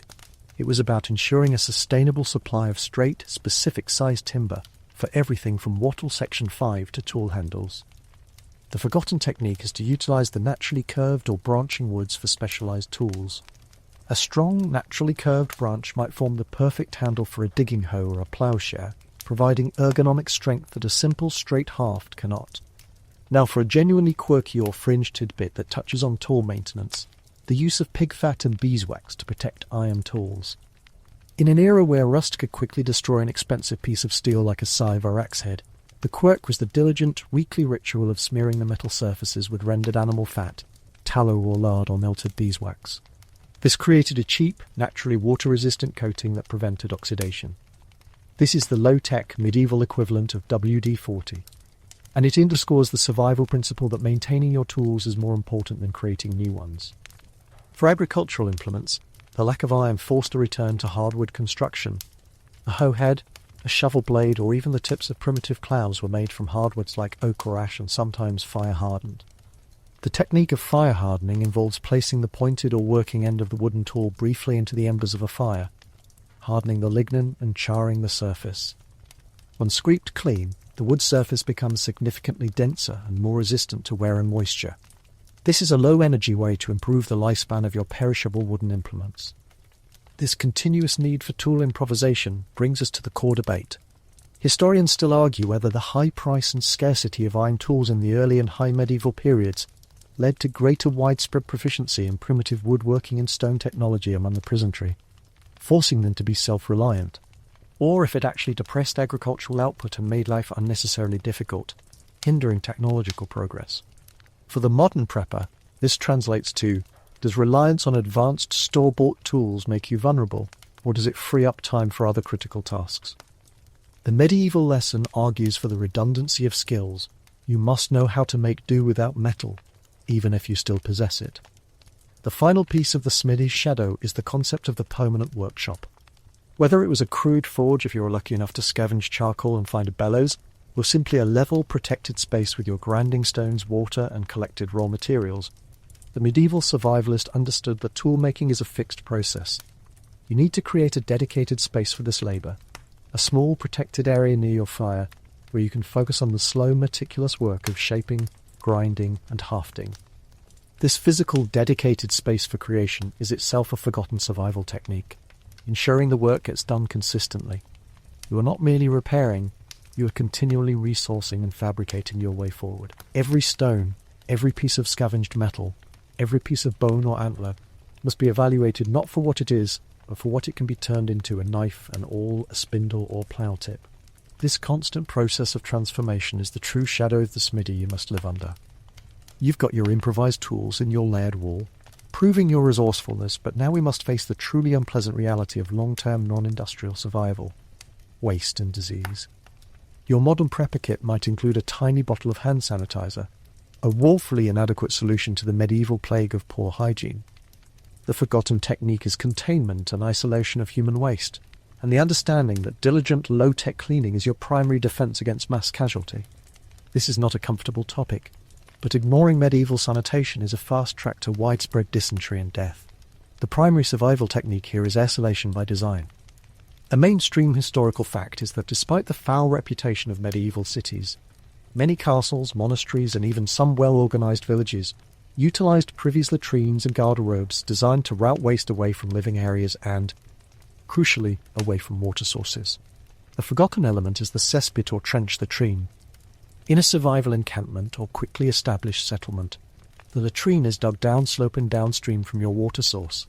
Remember the care taken to locate clean water in Section 2. The pit must be deep, and the waste must be covered frequently with dry earth, ash, or lime if available to suppress odour, and, more importantly, to keep flies and vermin from spreading pathogens, The strict discipline of always using this designated area, even in the dead of night, is the forgotten community survival contract. Now let's tackle the issue of personal hygiene. Forget daily bathing, that was a luxury. The practical medieval approach focused on localized, targeted cleaning. Your hands, which transmit most pathogens, are the priority. The forgotten technique is the use of wood ash or coarse sand as a sanitizer and scrub. Wood ash, rich in lye, a natural soap mixed with a little water, was the readily available non-sourcing dependent soap for both skin and clothing. The rough scrubbing action of sand, particularly after handling game or waste, was often necessary to remove biological material. This practice of frequent hand washing at designated wash stations, far from the eating area, was the invisible barrier against disease. A fascinating, quirky or fringe tidbit involves the use of aromatic plants as both deodorizers and disinfectants. While their germ theory was non-existent, the medieval person understood that foul smells often accompanied disease. Therefore, strewing herbs like hyssop, lavender, rosemary or pine needles on floors, in sleeping areas, and especially near latrines, was a common practice. The quirk is that many of these herbs, particularly pine, rosemary and sage, contain volatile oils that actually possess mild antibacterial and insect-repelling properties, providing subtle, practical benefit beyond mere scent masking. They were using natural chemistry without understanding the molecular formulas. The ultimate sanitation failure is the spread of disease vectors, specifically rodents and insects. The medieval survivalists knew that waste and stored food must be rigorously separated. Their technique for rodent control wasn't industrial poison, it was exclusion and biological control. We talked about the raised granaries in section 10, that is exclusion. Biological control meant encouraging animals that prey on rats, like cats if they could be kept and fed, or even simple snares and traps made from bone and sinew, a new use for those improvised tools from section 12. The constant meticulous effort to deny vermin access to any food source or shelter was a continuous existential war. This persistent battle against filth leads us to the scholarly debate. Historians still argue whether the periodic plagues and high disease rates in the medieval world were primarily the result of inherently poor sanitation practices across all classes, a technological failure, or if the problem was simply the petrol. Unavoidable density and mobility of human populations, a sociological failure, interacting with a lack of medical knowledge about transmission. For the modern prepper, this debate holds a serious lesson. In a post-collapse scenario, population density is your biggest enemy. If you are forced into a communal setting, the sanitation and hygiene protocols must be draconian and universal, because one individual's failure in waste management becomes a threat to the entire group. Finally, we address water contamination from waste. We already discussed finding clean water, but the sanitation technique is wastewater management.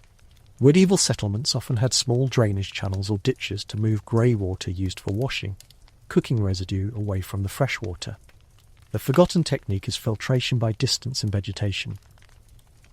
Grey water was often channeled through reed beds, or areas planted with tough, water-loving plants, which would naturally filter out and break down some of the organic contaminants before the water soaked back into the ground. It's an early form of constructed wetland, a passive natural system for managing the inevitable output of human settlement. The unpleasant truth is that survival means constant dirty work. The ability to embrace the grossness, to diligently manage human waste, to scrub your hands with ash, and to wage continuous war on the pests that carry sickness, is the silent, essential discipline that separates a thriving, if crude, community from a sudden fatal epidemic. You've survived the unpleasant realities of sanitation, and thank goodness you remembered that wood ash is a natural soap. The survival shifts swiftly from defending against immediate threats to securing long-term sustenance. Your modern prepper might be obsessed with hydroponics or single high-yield cash crops. The medieval survivalist knew that the secret to enduring agricultural life was the sustainability and health of the soil itself.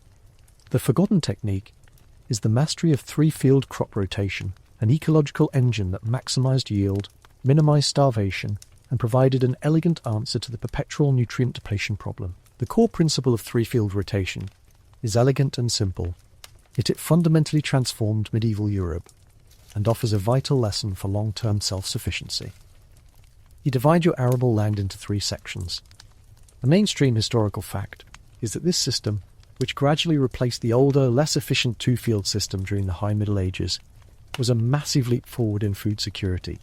Here is the three-part survival technique. Field 1. The winter crop. This field is planted in the autumn with grains that are hardy and require a long growing season, typically winter wheat or rye. These are the high-value caloric staples, recalls Section 3, providing the material for your daily bread and the backbone of your survival diet. Field 2. The spring crop. This field is planted in the spring with crops that require a shorter growing season, often oats, barley, peas or lentils. Oats and barley served as vital animal feed, which we'll cover next, and brewing material. Remember that small, safe beer from Section 10. Crucially, the legumes, peas and lentils perform the ecological miracle. They are nitrogen fixers. Their root systems host bacteria that pull essential nitrogen from the air and deposit it into the soil, essentially acting as natural fertilizer. Field 3. The fallow field. This field is left unplanted for the entire year. It is usually ploughed once or twice to control weeds and aerate the soil. The forgotten benefit of the fallow field is not just resting the land, it's allowing the microbial life to recover and store moisture, preparing it for a robust winter crop planting the following autumn. The rotation is the genius part. The three fields rotate their roles annually. The field that grew the nitrogen-fixing legumes moves to fallow, the fallow field moves to the intensive winter crop, and the winter crop field moves to the spring crop. The survival advantage of this system is threefold. Increased yield. You are utilizing 2/3 of your land for planting every year, compared to only 1/2 in the older two-field system, leading to a massive increase in overall food production, a critical buffer against famine. Risk mitigation. If the winter is too harsh for the winter crop, you still have the spring crop to fall back on, and vice versa. It's a low-tech agricultural insurance policy. Soil health. The alternation between heavy feeders, wheat, rye, and nitrogen fixers, legumes, fallow, naturally replenishes and preserves the soil's fertility, making the entire operation sustainable for generations without industrial fertilizers. A truly quirky or fringe tidbit concerns the medieval use of night soil, human and animal waste, as a fertilizer. While we already discussed the importance of sanitation, Section 13, the most progressive medieval farmers understood that waste was a resource. The quirk is the method of application.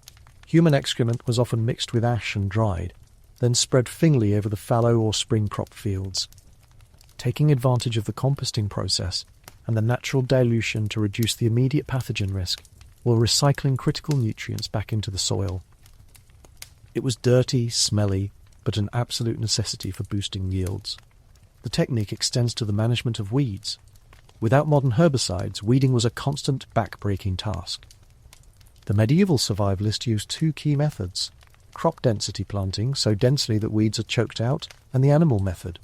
The fallow field was often grazed by the community's livestock, goats, sheep, etc., who ate the weeds, and, as an added bonus, deposited their manure, the perfect, natural, slow-release fertilizer, onto the land. This leads us to the pivotal academic question. Historians still argue whether the adoption of the three-field system was the cause or the effect of the population explosion in the High Middle Ages. Did the system allow the population to grow because it created a food surplus, or did the growing population necessitate the more efficient system? For the modern prepper, this debate is a question of scale and timing. If you're in a small survival group, should you prioritize a simple two-field system for less labor and faster setup? Or should you immediately commit to the more complex three-field system to guarantee the long-term sustainability of your resources? The lesson from history is that sustainability must be factored in immediately, even when resources and manpower are scarce. Finally, we address the forgotten tool of the soil, the plough. The transition to the heavy wheeled plough was an essential component of the three-field system, as it could turn the heavy, dense, damp soils of northern Europe far more effectively than the older, lighter ploughs. The technique is to understand the plough's role as a soil aerator and mixer, burying the weeds and mixing the manure and surface nutrients deep into the root zone. This heavy tool, often requiring teams of oxen, a hint of what's to come, was too expensive for one family, forcing the community to share the investment, labour, and the rewards. A beautiful example of how an advanced survival technology can reinforce communal reliance. You've mastered the cycles of the earth with your brilliant three-field rotation, ensuring the soil will feed you next year. But a truly robust survival clan must move beyond the static field and embrace the living, breathing, mobile resource that is livestock. A modern prepper might hold tins of beef jerky, The medieval survivalist maintained a living stockpile, viewing animals not just as food, but as sources of power, material, and wealth, a mobile, renewable energy unit. The forgotten technique is holistic animal integration, where every creature serves multiple simultaneous survival functions. Let's begin with the draft animals, the engines of the medieval economy. The ox and the horse were the tractors of their time, essential for turning the heavy plough. Recall the need for those teams in the last section and for transport. The forgotten survival technique is ox training in care. While horses were faster and often preferred by the military and nobility, the ox was the peasant's choice for the plough. A mainstream historical fact is that oxen, being slower, stronger, and more placid, were superior for the heavy, continuous work of breaking ground, and they subsisted on cheaper, coarser fodder like straw and low-quality hay than the high-maintenance, oat-hungry warhorse. The long-term technique is sustainable power. You must choose the animal that extracts the most energy from the least refined food source, and in a collapse scenario, that's the ox. Next, we move to the all-in-one resource, pigs. If any animal exemplifies the zero-waste principle, it's the pig. They are the ultimate recycler. The forgotten technique is pannage and open-range feeding. Rather than keeping them penned and dependent on cultivated grain, pigs were often driven into the woods, the pannage, particularly in the autumn, to feed on the acorns and beech nuts, the same resource you were leaching for yourself in Section 3. This effectively turned a liability, the bitterness of the nuts, into a resource, the fat of the pig. The survival genius is that the pig self-fuels on an otherwise unusable forest product, and, when slaughtered, provides meat for salting Section 10, fat for light and tool protection Section 12, bristles for tools, and skin for leather Section 4. A truly quirky or fringe tidbit concerns the medieval reliance on goats for terrain management and rapid consumption. Goats are notoriously hardy and capable of surviving on sparse, scrubby vegetation that sheep or cows would ignore.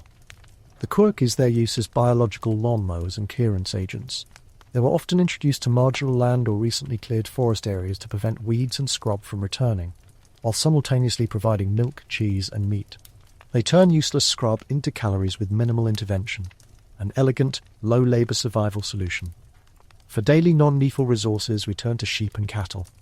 The survival technique is maximising the secondary yield. A cow is not just for meat, it's a provider of milk for cheese and butter. Section 10, and its hide is crucial for various materials, Section 4. A sheep, similarly, provides a continuous supply of wool for your essential clothing, Section 11, and eventually meat. The decision to slaughter a cow or sheep was always a strategic, high-stakes trade-off. Is the immediate caloric value of the meat greater than the long-term, renewable resource of milk, wool, and reproductive capacity? The medieval peasant generally chose the latter, opting to survive on the low-level yield of their livestock until absolutely necessary. This brings us to the core scholarly debate. Historians still argue whether the practice of transhumance, the seasonal movement of livestock, usually sheep and cattle, from lowlands in winter to highland pastures in summer, was a simple adaptation to environmental constraints, or if it was an essential community-level survival strategy to prevent overgrazing, ensure the fertilization of varied lands, and secure distinct resource patches during times of high population density. For the modern prepper, this debate is a crucial question of mobility and resource dispersal. Is it better to concentrate your living stockpile in one secure location, or to move it seasonally to ensure the regeneration of your forage base and mitigate the risk of disease or localized disaster? The transhumance model suggests that strategic dispersal is a key to long-term sustainability. Finally, we address poultry, chickens, ducks, and geese. They are the small, low-intrude providers. The forgotten technique is natural pest control and fertilization. Chickens and ducks, when allowed to range freely in and around the cultivated areas though not in the garden, constantly scratch, eating insects, pests, and weed seeds, while depositing valuable concentrated manure. Their reward is a daily renewable supply of eggs, a protein source that requires no slaughter. Their small size makes them easy to protect. Recall the geese as alarms from Section 9, and their upkeep is marginal compared to a cow or ox. In the medieval survival view, animals are capital. They are a constant source of labour, heat, clothing, tools, and food that can be converted from forage you cannot eat into calories you can.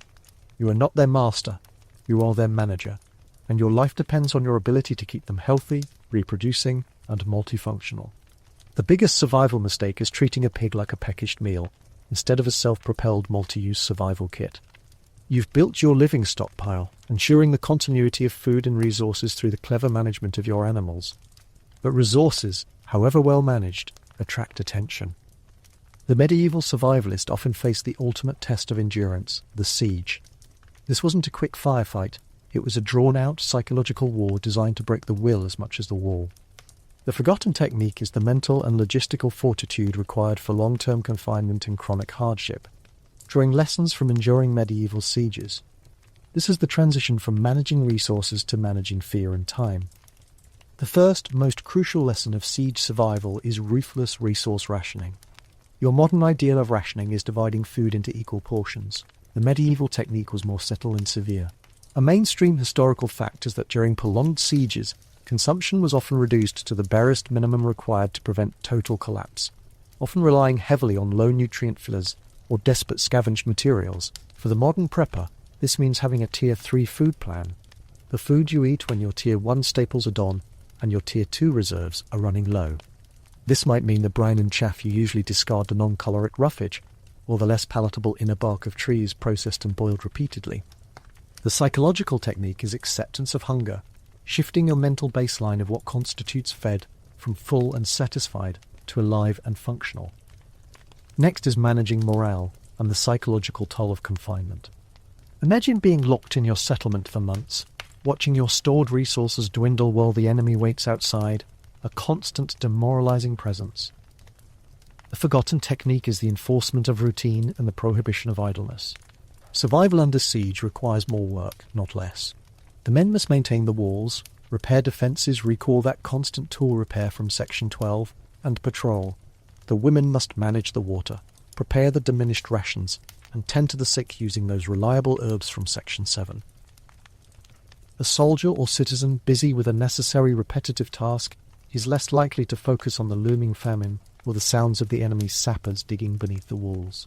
A fascinating, quirky or fringe tidbit concerns the medieval use of defiant gestures and displays of abundance to psychologically break the besiegers. Even when starving, the besieged might slaughter their last remaining pig, a massive resource sacrifice, remember, and toss the carcass over the wall, or pour barrels of their meagre clean water onto the ground, all to convince the enemy that their supplies were inexhaustible and their will unbreakable. The quirk is that this desperate bluff, this dramatic waste, was sometimes effective in prompting the enemy to abandon the siege, fearing they had miscalculated the duration. The lesson: perception can be a weapon more potent than steel. The logistical nightmare of a siege often hinged on the water supply. If the besiegers cut off the exterior well or river access, the besieged relied entirely on internal sources, like the cisterns and deep protected wells we discussed in Section 2.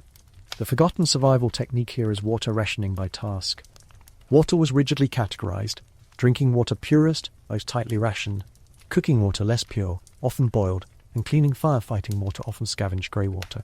The discipline to never mix these categories, and to enforce this rationing when the supply is visibly finite, is a huge psychological stressor that must be planned for. This enduring hardship brings us to the core scholarly debate. Historians still argue whether the success or failure of a medieval siege was ultimately determined by the physical defences and engineering skill of the defenders, a materialist perspective, or by the sociological cohesion and leadership's ability to prevent internal dissent, treachery, and collapse of morale, a psychological perspective.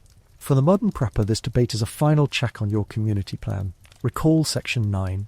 Are your people held together by walls of stone or by walls of trust? A community riddled with internal suspicion and hoarding will fracture long before a truly unified group, even if the latter's defences are weaker. The lesson is that the human element is the weak link in the siege defence. Finally, the siege requires a complete shift in the perception of time. Your modern mind is accustomed to immediate resolution. The medieval mind was not. You must prepare for the siege mentality, the acceptance that your crisis may not end next week or next month, but that you will endure a long, monotonous grind of scarcity and danger. The greatest psychological tool in this scenario is patience, the quiet confidence that your planning and your will can outlast the enemy's logistical limitations and boredom. You're not waiting for relief, you are waiting for the attacker to lose heart. You've endured the psychological and logistical grind of the siege mentality, proven your patience and discipline, but post-siege or in any long-term collapse, isolated survival is unsustainable. Your modern prepper believes in hoarding gold or pre-1964 silver. The medieval survivalist understood the true stability is found not in static, portable wealth, but in a fluid, localized economy of mutually agreed upon value. The forgotten technique is the establishment of a non-monetary, trust-based bartering system and the use of utility currencies that reflect the actual necessities of life. This is how a survival community turns scarcity into a functional, if fragile, economy. The first step in this new economy is the redefinition of wealth. Gold and silver are abstract. In a world without functioning banks or national guarantees, they're heavy, easily stolen, and only valuable if someone else agrees they are. The medieval economy, particularly at the village level, often relied on commodity currency, goods that had intrinsic, universal survival value. A mainstream historical fact is that in times of scarcity or local trade, items like salt essential for preservation, recall section 10, iron nails or fittings for tools and repair, recall section 12, and high-quality grain, the calorie currency, often served as money. The forgotten technique is to identify and standardize your local utility currencies. What is difficult to produce but universally needed? It might be tallow candles, sinew thread, or finely crafted bone ore. Next is the mastery of bartering. Bartering isn't just a swap, it's a negotiation of perceived labour and necessity. The forgotten technique is specialisation of labour as a tradable asset. For example, a shoemaker, even if he has no grain, possesses the specialised skill to repair your leather boots. Recall the importance of leather clothing from section 11. His labour is his currency. You trade him a measure of cured meat for the service of the repair. The survival genius of the medieval system was its constant fluid exchange of goods for services, ensuring that even those without tangible wealth, like a field of grain, still had value to the community through their specialized craft. You are trading not for a thing, but for a reduction of your own necessary labour. A truly quirky or fringe tidbit involves the use of beer or ale as a partial payment and a community stabiliser. Recall from section 10 that weak ale was often safer than water and provided meagre nutrition. The quirk is that the brewer's service was often paid for, or their product purchased, using labour tokens or small portions of raw grain, ensuring the community's access to a safe drink, while providing the brewer with necessary resources. In times of stress, this safe beverage was a powerful psychological and social lubricant, sometimes seen as a right or a small reward for collective effort, and thus acted as a rudimentary, socially acceptable medium of exchange from minor services. The system requires an understanding of debt and credit without banking. The medieval method was based on the reputation and record-keeping of the individual. If you borrowed a measure of grain from your neighbour, your word and your reputation for future repayment, perhaps in labour at the next harvest, was the contract. The forgotten technique is the open public recording of obligations. This might be as simple as tally sticks or marks on a communal board, ensuring the debt was transparent and verifiable by the whole community. This public accountability enforces the trust that underpins the entire non-monetary economy. This necessity of social enforcement leads us to the scholarly debate. Historians still argue whether the high reliance on community credit and reputation in the medieval village economy fostered a genuine sense of social cohesion and mutual support, since everyone literally depended on everyone else's honesty, or if it led to pervasive local coercion and pressure that stifled individual ambition and trapped people in cycles of localized debt. For the modern prepper, this debate is a warning. Establishing a bartering economy necessitates a strong, transparent system of dispute resolution and an agreement on how to handle non-repayment, because a breakdown in economic trust is a guaranteed path to the collapse of the entire survival community. In a desperate situation, an unregulated market would lead to the hoarding of necessary goods and price gouging. The forgotten technique is the communal assessment of fair value for necessary goods and services. This doesn't mean a perfect fixed price, but a collective agreement that, for example, the value of a day's worth of heavy labour is approximately equal to a week's supply of low-grade fuel wood. This intervention, often overseen by local elders or the Lord's representative, was designed to prevent the rapid starvation of the poor and the concentration of resources in the hands of a few. Survival is a managed market, not a free-for-all. Finally, we addressed the storage of liquid wealth. We discussed the preservation of food, section 10, but what about the wealth of trade? Things like honey, oils from the nuts, section 3, and clarified butter were not just food, they were dense, portable, and tradable calorie assets. They were stored in carefully sealed ceramic jars, or tightly woven wicker baskets lined with animal bladders. Recall the use of those organs in Section 4. The technique is packaging for trade, ensuring that your commodity currency is stored in standardized recognizable units that facilitate easy exchange. The new survival economy demands a radical shift. You must value the skill of your hands more than the purity of your gold. Your wealth is measured in your community's ability to survive the next season, not the amount you've hoarded for yourself. You've navigated the new economy of bartering and utility currency, understanding that the greatest wealth is a network of trust and a field that yields. We now reach the final stage of our journey, where we synthesize all the forgotten techniques.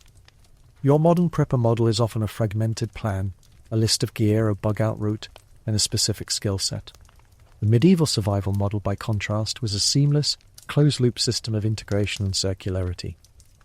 The forgotten technique is the sustainable future model, a life where every output becomes an input, and every technique reinforces the next.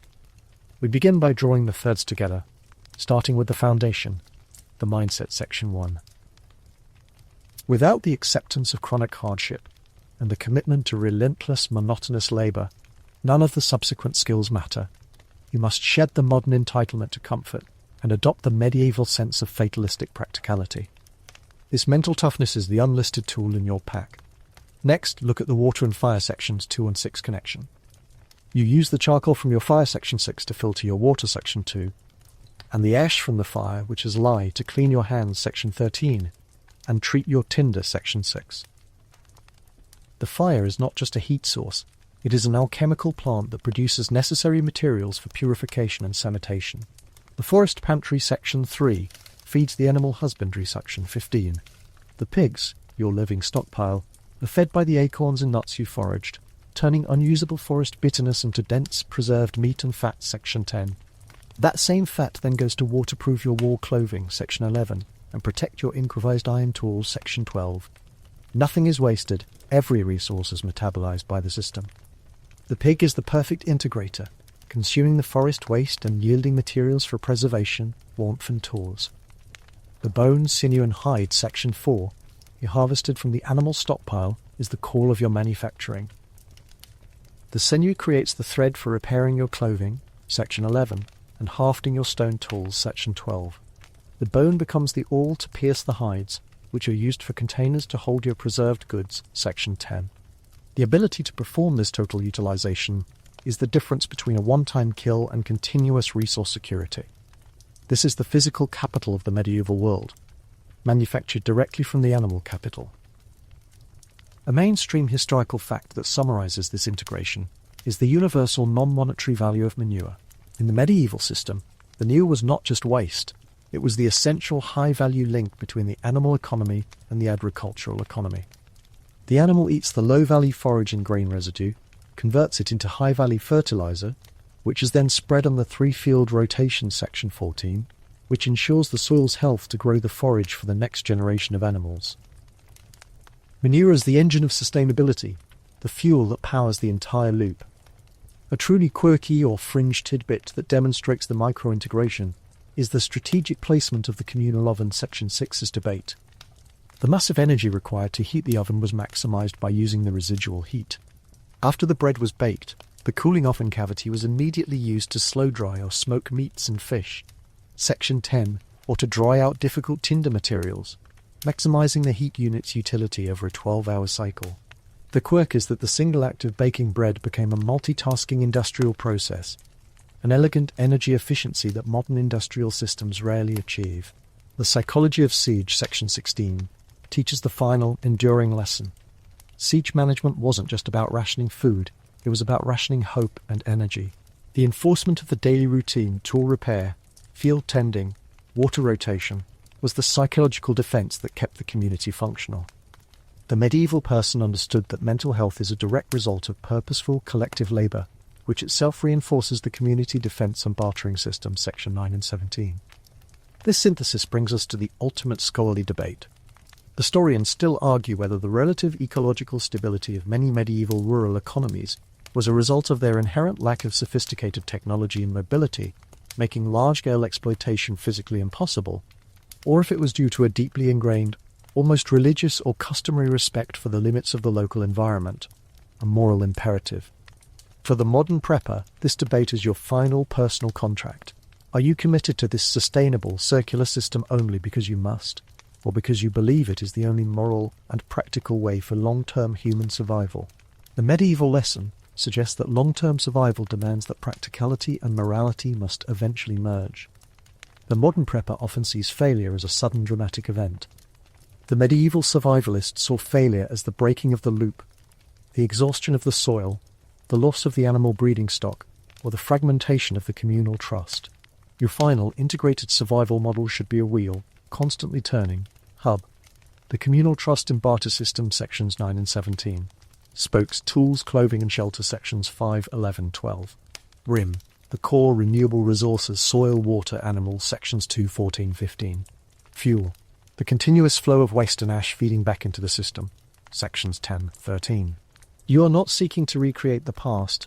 You are extracting the underlying principles of continuous resource flow from a period that mastered long-term non-industrial endurance. This integrated perspective, where the waste from your cooking fire is essential to your cleaning and your water safety, is the most potent, most forgotten, and most sustainable survival technique of all. The smoke is fading now, isn't it?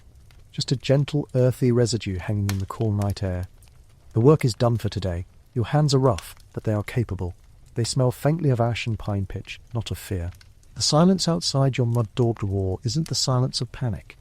It's the quiet certainty of a community that has placed its trust in the eternal cycles, the turn of the soil, the patient rhythm of the seasons, the unyielding strength of wool and wood. You've let go of the impossible expectation of a quick fix and embraced the enduring, gritty truth. Survival is a long, slow conversation with the world around you, where you give labour and receive life. But the last flicker of the fire settle into a deep, slow ember, that comforting red glow you know you'll nurse back to life at dawn. Feel the warmth of the earth-packed wall beside you, the heat it absorbed hours ago, now gently easing you toward rest. The old ways are not gone. They are simply sleeping, waiting for a quiet mind and patient hands to awaken them. You've prepared the way for tomorrow, not through technology, but through knowledge. And that knowledge cannot be taken, cannot be lost, and needs no battery. You are secure. You are integrated. You are exactly where you need to be.